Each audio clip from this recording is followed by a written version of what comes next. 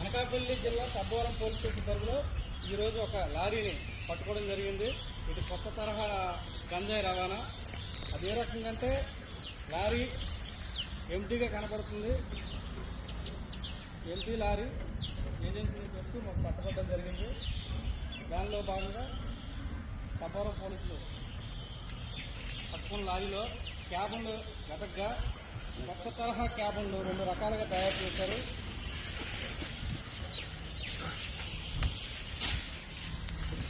ఈ క్యాబన్ ఏ రకంగా ఉందంటే చూడండి, ఇది ఎప్పుడు రెగ్యులర్గా ఉండే ఒక క్యాబను, ఇది సీక్రెట్ డ్రైవర్ బ్యాక్ సీట్ ఉండే క్యాబను.